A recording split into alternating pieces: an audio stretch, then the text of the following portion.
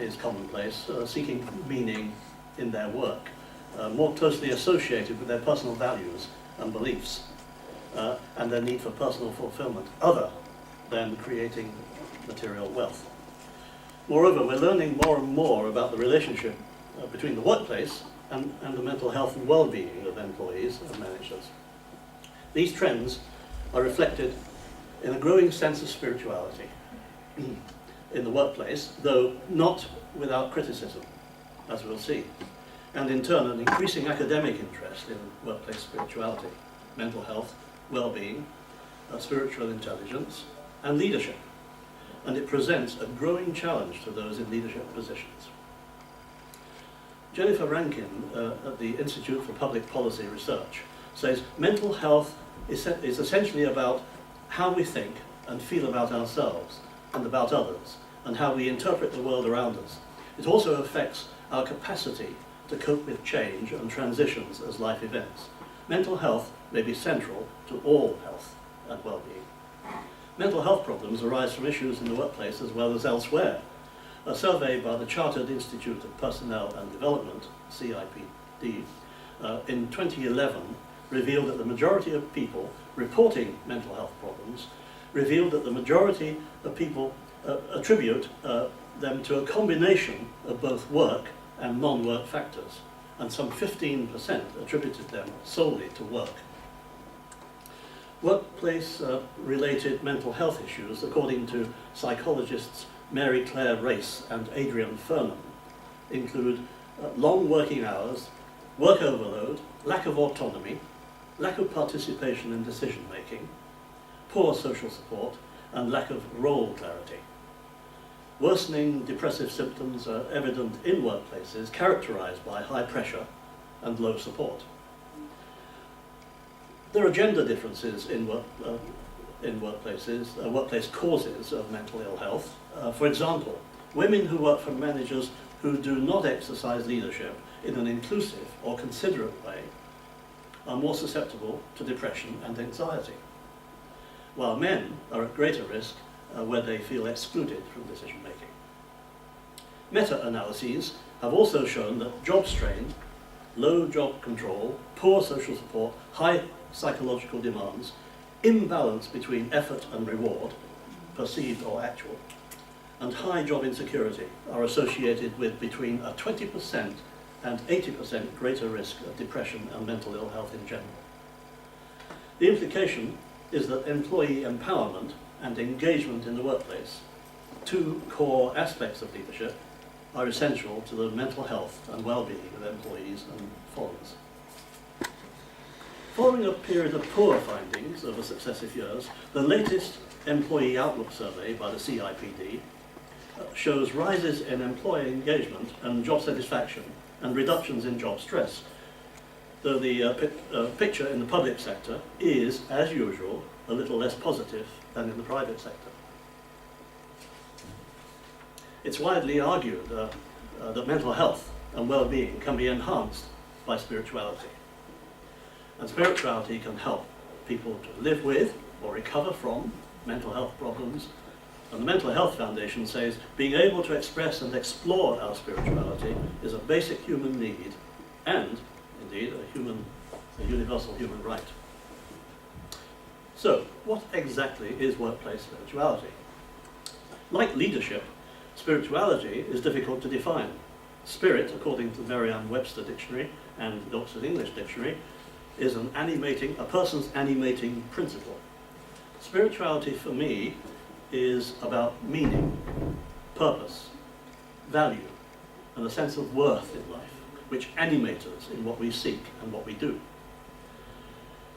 How what meaning, purpose, and value and worth are defined is a matter for the individual.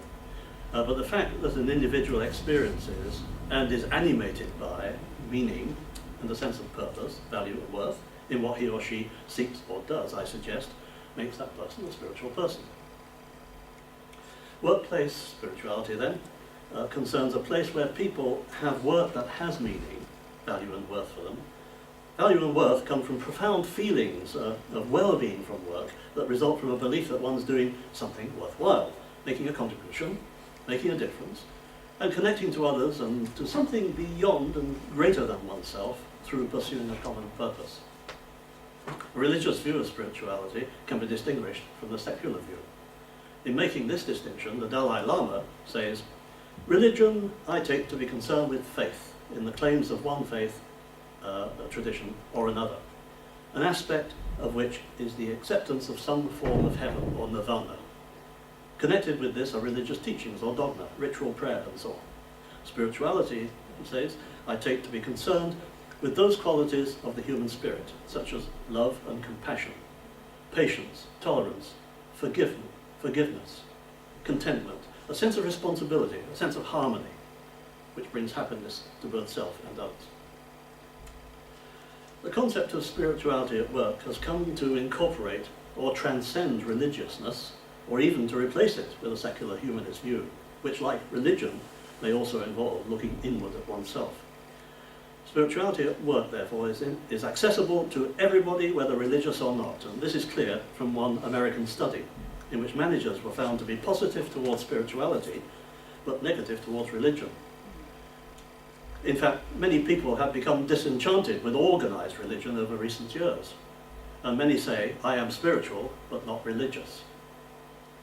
Michael King, Professor of Primary Care Psychiatry at University College London, recently reported research that suggests, somewhat surprisingly, that people who are spiritual but not religious are more prone to mental health problems than those who are spiritual and religious, and those who are neither spiritual nor religious.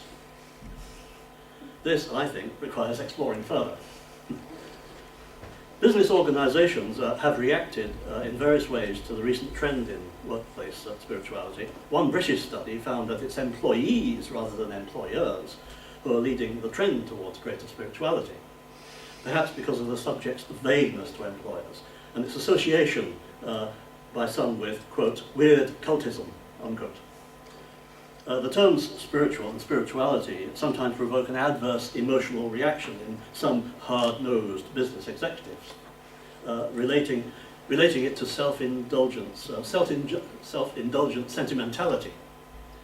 Business leaders, Judy Neal says, are very wary of being sued and are very hesitant to introduce anything that relates to faith and spirituality in the workplace, even when they're sympathetic to it. She says, "People tend to confuse the words faith, spirituality, and religion.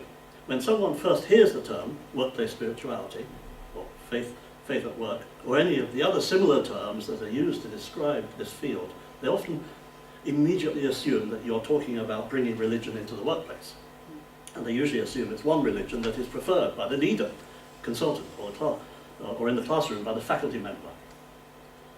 On the other hand, workplace spirituality has sometimes been hijacked by managers and employers. For some, it's yet another management fad, like counselling, or empowerment, or corporate social responsibility, and so on. And worse, spirituality is seen by some executives and management consultants as a hot new management theory. That's an opportunity to exploit appealing religious language in the service of commercial gain. And some see it as merely a manufactured fad designed to feed a publish or perish culture in the ivory towers of academia. Yet Simon Burton, a training manager with pub chain Green King, I do recommend their beer, sees spirituality as linked closely to inspirational leadership and empowerment, giving employees autonomy, giving them the room to be creative and make mistakes, and building trust between employees and the employer. He says that inspirational leadership models use, and I quote him, all the words associated with spirituality. Why might organizations take workplace spirituality seriously? An organization is created specifically to pursue a particular vision of the future and a purpose or mission associated with it, informed by a set of shared values and beliefs. A vision captures the state of being that an organization aims for, or to create, for a defined group of people, investors, customers, employees, a particular societal group for itself as an organization, or for human society at large. A statement of purpose or mission captures the organization's reason for existence and what it does. For example, a company's purpose may simply be to maximize shareholder value. In my opinion, a very flawed one. Or to provide leadership development opportunities with to both aspiring and experienced managers and executives, as hopefully we do in the business school, for the betterment of individuals, business and society. The organization's values provide the guiding principles for the way in which its members act or behave. For example, the holy trinity of trust, honesty and integrity is found in many companies' statements of their core values. So organizations will have various reasons for taking workplace spirituality seriously, reflecting their vision, purpose and values. These reasons, however, may be morally laudable, spiritual in themselves, or morally questionable. For example, cynical and manipulative. One logical reason why companies do take workplace spirituality seriously, Eve Poole suggests, is to fulfill obligations with respect to universal human rights and anti-discrimination legislation. Another is to improve organizational performance. Research studies have clearly shown that when companies understand and act on their members' needs and wishes for meaning, purpose, and personal value and worth in what they do, their members engage more deeply with their work and with the organization, with the resulting increase in the organization's performance, however measured. An issue here, though, is the morality of both the motive and the method. The motive may be cynical rather than sincere, and the method may be coercive rather than voluntary. Other reasons why companies take workplace spirituality seriously are to provide a corporate environment that is appealing and satisfying to its members and attractive to potential members with the greatest talent, to provide for the release of human potential by providing opportunity for the whole person in terms of body, mind, heart and spirit to engage in work that fosters creativity in unstressed working conditions. And thirdly, to enhance a service culture by framing the organization's purpose and values in terms of service so that its members have opportunities for vocation that Eve Poole suggests are not usually harnessed outside the traditional fields of medicine, teaching and religion. Let me now turn to workplace spirituality and the meaning of work. Our search for meaning is our primary source of motivation, according to Viktor Frankl, the Austrian psychiatrist and Holocaust survivor. And Stephen Luper, chair and professor of philosophy at Trinity University in Texas, argues that meaning is a matter of achieving what we are living for, and we determine what we are living for by freely choosing what our lives are to accomplish. More and more people, especially managers, are seeking higher meaning, purpose, value, and worth in what they do, and are willing to forsake materialism, coming to appreciate that happiness does not necessarily result from material wealth. Theodore Zeldin, the Oxford philosopher, from his conversations with business leaders and MBA students, believes that the majority of them are not primarily interested in making money. He says, they need money, of course, but there's a deep desire to do something more useful with their lives. Our business leaders are prisoners of the system that they have inherited, entangled in bureaucratic cobwebs from which they cannot escape. Corporations were invented 100 years ago. They are no longer suitable for our aspirations today. We have to rethink how we want to organize business and what we want to replace corporations with. I was quoting him there. Indeed, there is a discernible trend. Frederick Laloux says, towards organizations that are more integral or inclusive, representing a higher state of human consciousness. Abraham Maslow's self-actualization, if you will. And the intertwining of mindsets, cultures, behavior, and systems. Examples are Morning Star, that's not the newspaper from several decades ago, but an American tomato processing and distribution company, W.L. Gore, famous for Gore-Tex fabrics, and Timpson, the British key cutting and shoe repair company that many of you no doubt are familiar with. Studies of successful professionals, top executives and attending Harvard Business School programs, HBS,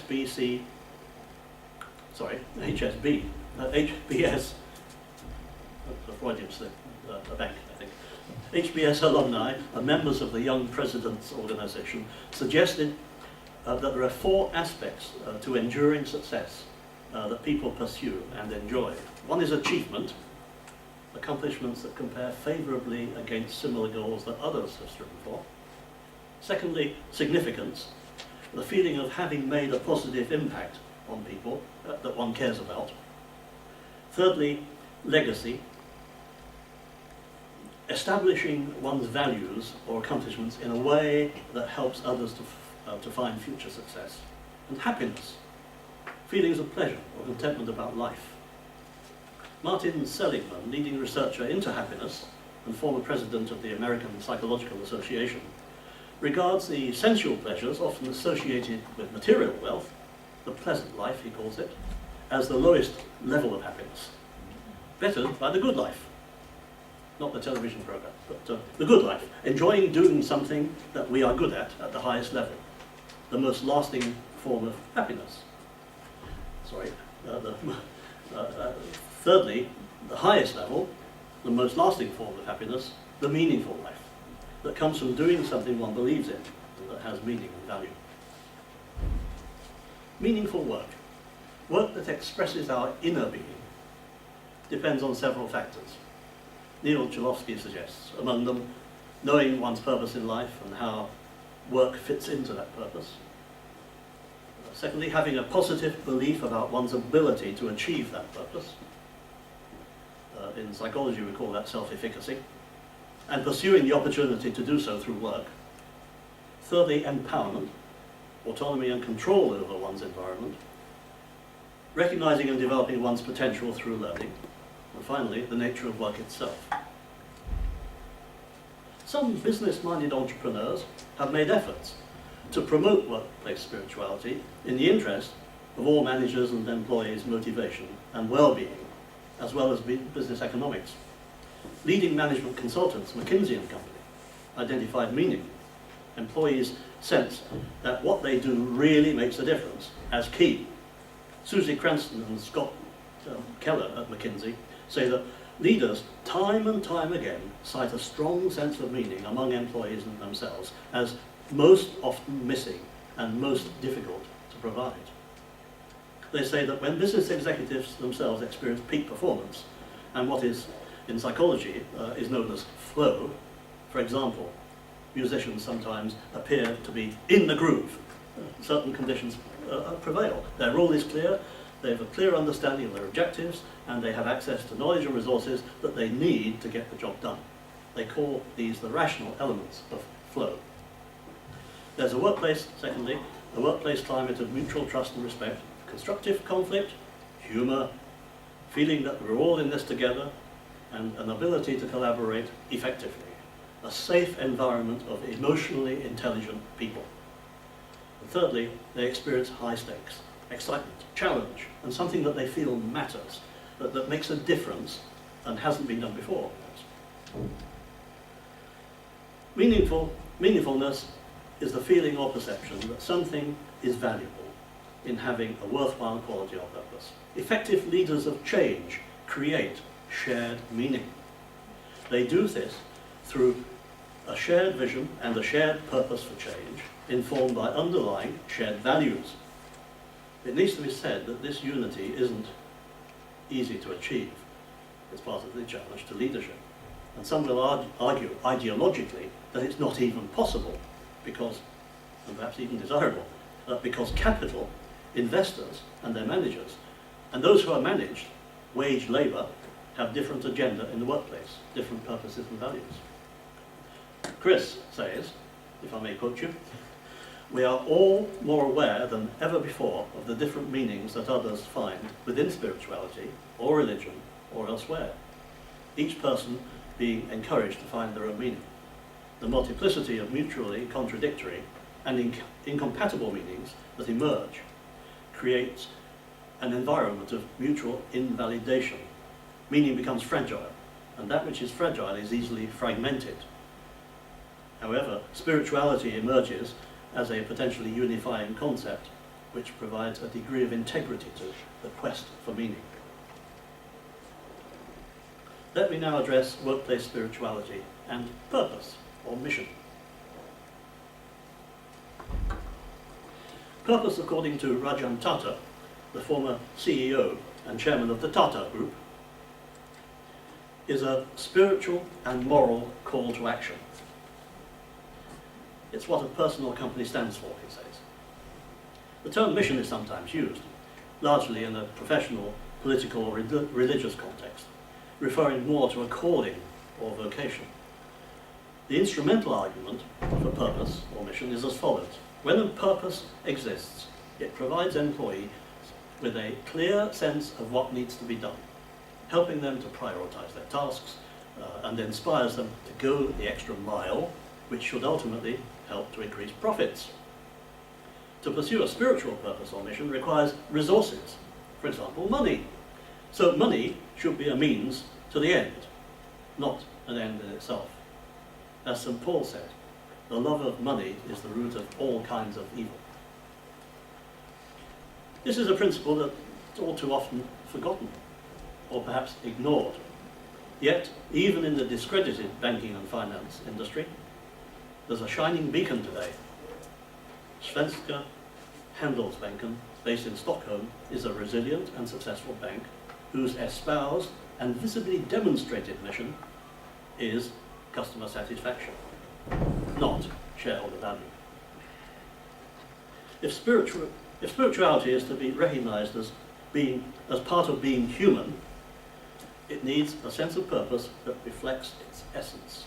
Spirituality entails knowing oneself as fully as possible, which for many, Jonathan Rowson of the Royal Society for the Arts Brain Centre says, quote, means beginning to see beyond the ego and recognize oneself as being part of a totality, or at least something bigger than oneself.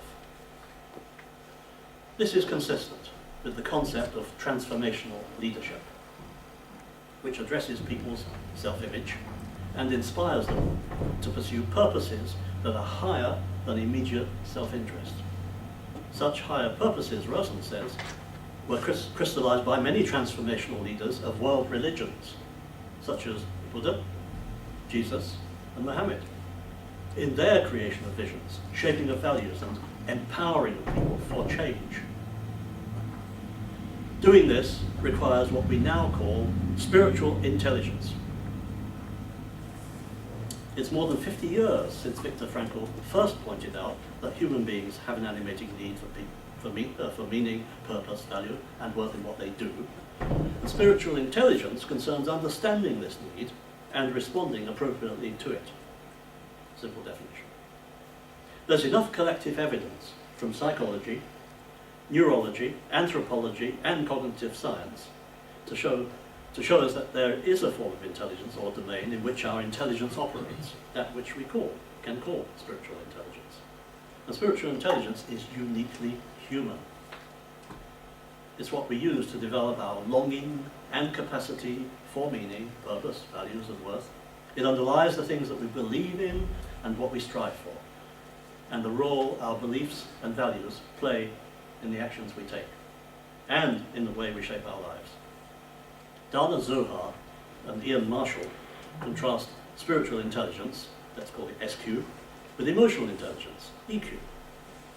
And they say, I'll quote them, my emotional intelligence allows me to judge what situation I'm in and then to behave appropriately within it. And they are talking about relationships with one another, communication. And they go on. But my spiritual intelligence allows me to ask if I want to be in this particular situation in the first place. Would I rather change the situation, creating a better one? Self-awareness is one of the highest criteria of high spiritual intelligence, but one of the lowest priorities of our culture, say Zohar and Marshall. A person does not seek to encounter the spiritual dimension of his being until he or she has developed a healthy sense of humility, they say. Spiritual intelligence characterizes spiritual leadership. By the way, I just had a thought as I was saying that self-awareness is certainly one very clear characteristic of leaders that is related to their performance and effectiveness. And that's true for managers as well, in a broader sense. So, what is spiritual leadership in the workplace? I argue elsewhere that effective leadership is about showing the way. That is key. Leadership is about showing the way and helping or inducing others to pursue it. Spiritual leadership concerns creating or providing meaning, purpose, value for others in what they seek and do, and deciding and pursuing the way by ensuring that environmental conditions, displaying behavior and articulating messages that reflect their needs and wishes. Meaning, purpose, value and worth come from a sense of shared vision, of an attractive future, a shared purpose and shared values and beliefs, which I mentioned already, which are three core characteristics of effective leadership. Spiritual leadership takes followers beyond mere self-interest, and it's associated with integrity, independence, and justice, says Gilbert Fairholme. He suggests that the foundation for spiritual leadership is morality, stewardship, and community. Spiritual leadership is about identifying and affirming shared core values, beliefs, and ethics, a shared vision and a shared purpose that have meaning for everybody, meaningful work, empowering people and stewardship, holding the communities and indeed the world's resources in trust. Spiritual leadership, perhaps in other words, is about creating Aristotle's ethos. Stephen King at Taylor University in the United States uses textual analysis of the biblical leadership characteristics in 1 Timothy 3, 1-7 and Titus 1, 6-9 to develop a conceptual framework of spiritual leadership based on Jesus Christ. The framework he proposes comprises personal priorities reflecting character, fidelity of authority, reflecting commitment to purpose, and community responsibility displayed by extending priorities and authority to the wider community for the common good. Louis Fry, Jody Fry he's known as, defines spiritual leadership as, and I quote, creating a vision wherein organisation members experience a sense of calling, in that their life has meaning and makes a difference, and establishing a social organisational culture based on altruistic love, whereby leaders and followers have genuine care, concern and an appreciation for both self and others, thereby producing a sense of membership and feel understood and appreciated. Spiritual leadership is about creating meaning, purpose, value and worth for people in work life, family life or community life. A high SQ, spiritually intelligent leader, is likely to be a servant leader, bringing higher vision and value to others, a person who inspires others. Spiritual leadership may aim to inculcate new values, which may be highly desirable from one point of view, but this brings with it risks and criticism, which I'll discuss shortly. University business schools are not very good at imparting spiritual leadership. While they teach MBA students leadership, they tend to emphasize shareholder value, profitability, and competitive advantage as the hallmarks of success. Unfortunately, we have a lot of evidence that this damages the workplace, for it undermines employee engagement. Spiritual leadership in the workplace means creating and ensuring there's meaning for all managers and employees in the vision, the purpose, the values and strategies of the organisation. 4 core characteristics of effective leadership that determine the work they do. Spirituality at work is linked closely in the workplace with employee empowerment and engagement. 2 more core characteristics of effective leadership. I define empowerment as giving people the knowledge, skills, and self-confidence the opportunity, the freedom, the authority and the resources to manage themselves and morally be accountable for their performance. Engagement is the extent to which people are motivated or inspired to willingly, even eagerly give of their discretionary effort, over and above doing what they have to do. Using a religious concept of spiritual resources, the study explored the relationship between work engagement, job resources and spiritual resources among Australian religious workers. The sample comprised parish ministers, chaplains, missionaries, youth workers, theological college lecturers and admin staff, administrative staff. Job resources were defined in this study as those conditions of the job that enable the accomplishment of work goals, reduce job demands and stimulate personal growth and development. Spiritual resources were defined as those non-job resources that are derived from an interaction with the sacred, bolstered by practices and disciplines such as reflective solitude and retreats, reading scripture, meditation, journaling, fasting, prayer, and the willingness to test new callings. Personal resources are personal aspects, such as self-efficacy, I mentioned earlier, the ability, the feeling that one has the ability to do what needs to be done. And self-goal concordance between oneself and the goals. That are linked with resilience and affect one's perceived or felt ability to control and influence the environment. Now, it was found that with the religious workers, only their spiritual resources predicted work engagement, and that focusing only on their job resources can have deleterious effects on their spiritual resources, and so threaten their work engagement. The researchers suggest that investing in developing spiritual resources is needed to maintain motivation for religious work and engagement in it.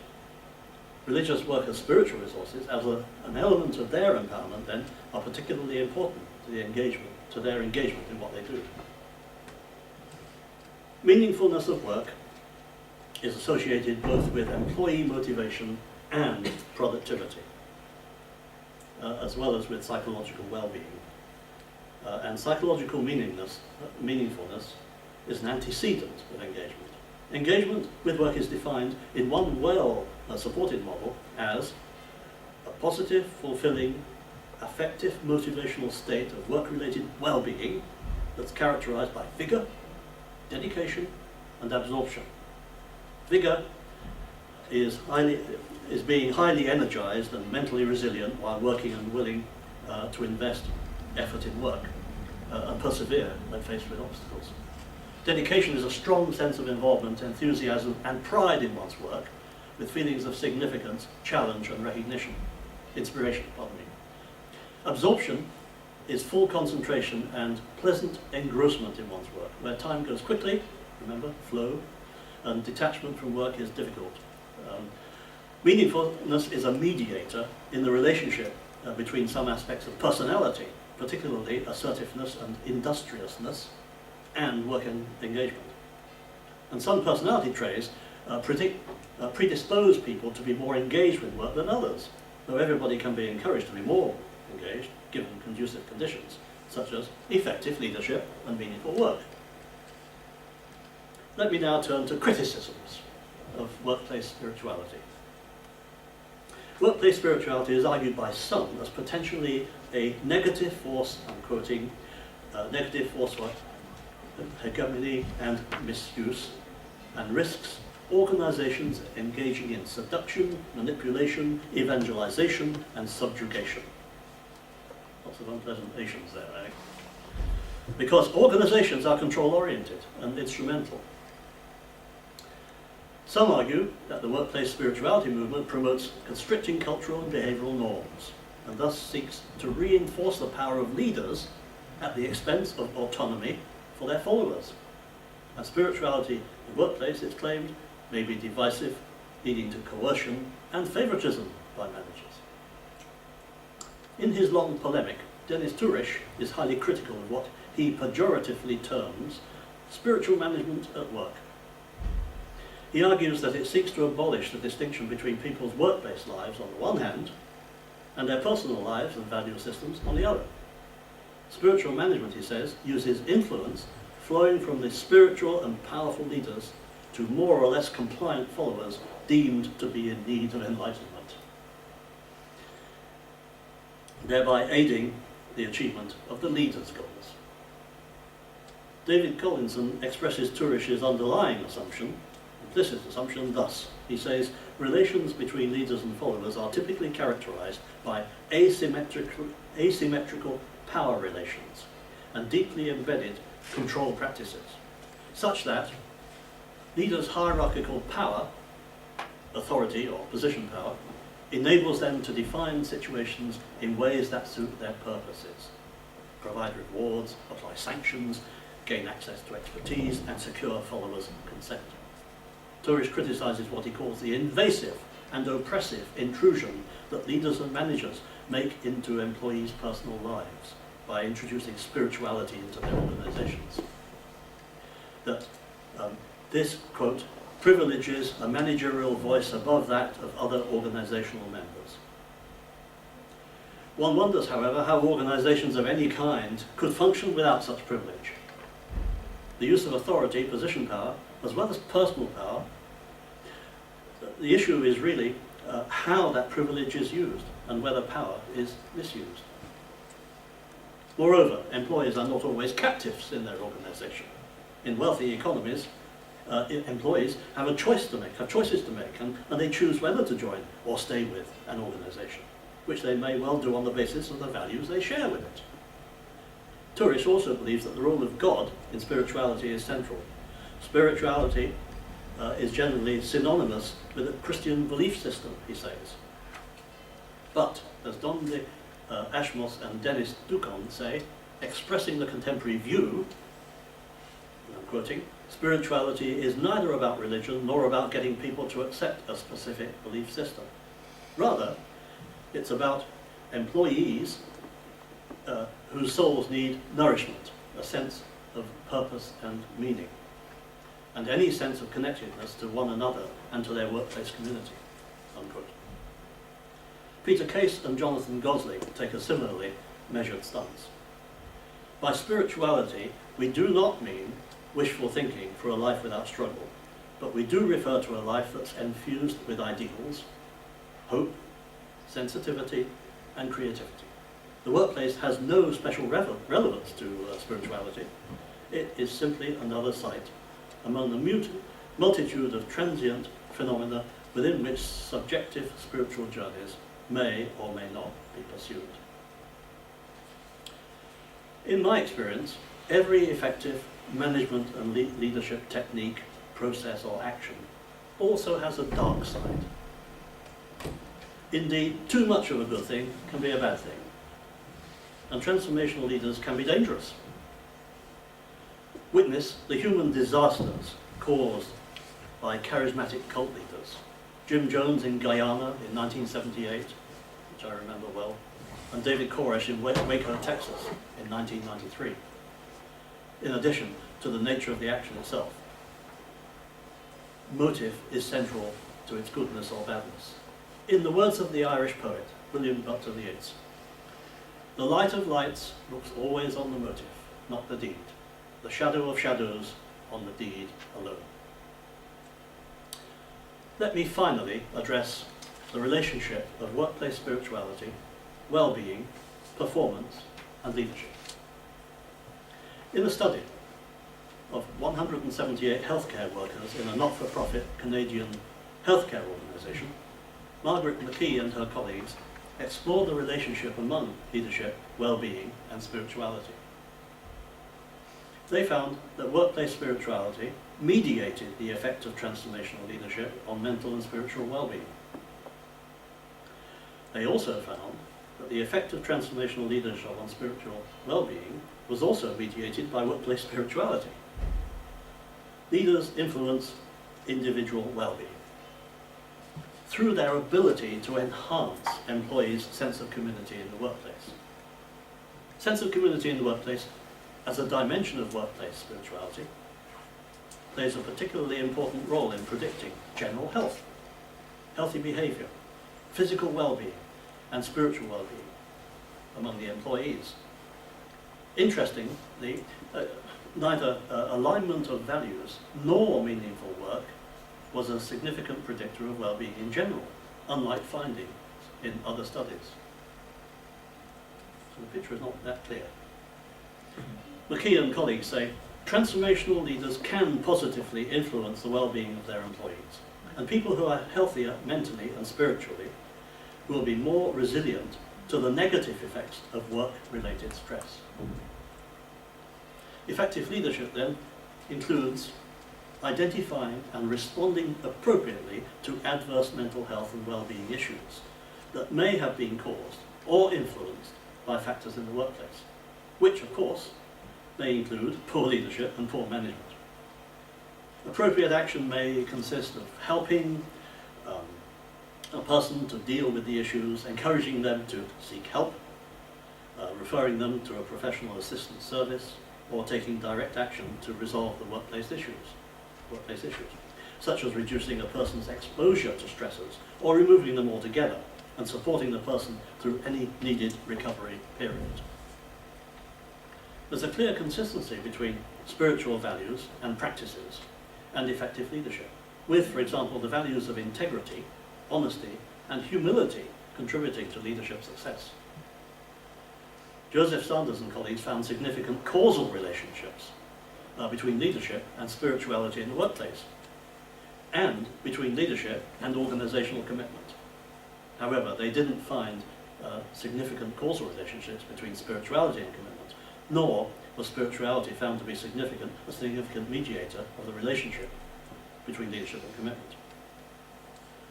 Research at Regent University in the United States, on the other hand, found that managers in local government who displayed greater servant leadership and spiritual intelligence also reported lower levels of stress and higher levels of workforce engagement, which includes commitment with their jobs and with the organization.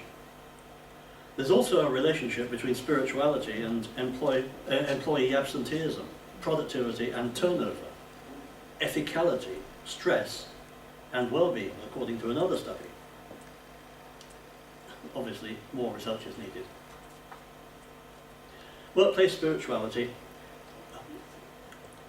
is beautifully illustrated by the legendary story from around 800 years ago that many of you may know, the story of the stone cutters in Salisbury Cathedral, the Salisbury Cathedral builder. Eve Poole at Ashridge Business School retells the story like this, and I'll use her version of it. A man is walking along a road and sees a stonemason working. He stops to admire the smooth blocks of stone, and the stonemason stops working to have a break and pass the time of day. The man asks, "What are you doing?" And the stonemason answers, "I come here every morning and work until nightfall, cutting stones for my master. Oh, it pays the bills. I can't complain." The man bids him farewell and continues his journey. Further along the road, he meets another stonemason. This one is working flat out and has a much larger pile of stones beside him. The man asks, "What are you doing?" And the stonemason answers, "Sorry, I can't stop to talk. I'm paid according to the number of stones I cut each day, so I must get on." The man bids him farewell and continues his journey.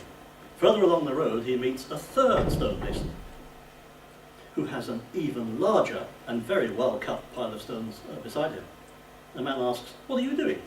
And the stonemason answers, "If you look behind you, you can see the foundations of the cathedral we're building.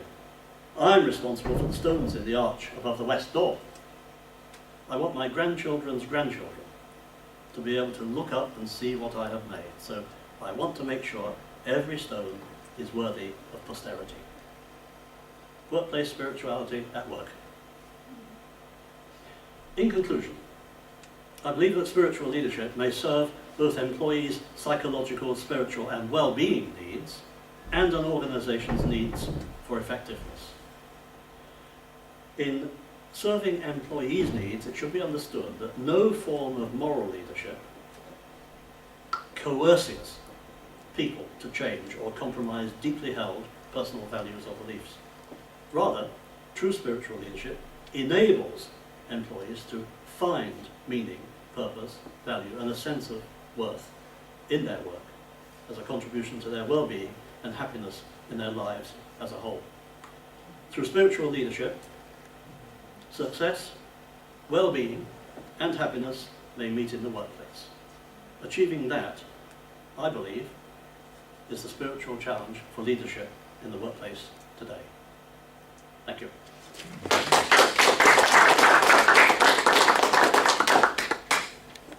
Roger.